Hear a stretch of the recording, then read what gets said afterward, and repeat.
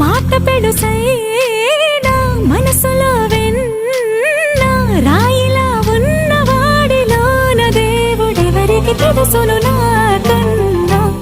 సూసేకి అగ్గిరవ్వ మాదిరే ఉంటాడే నా సావే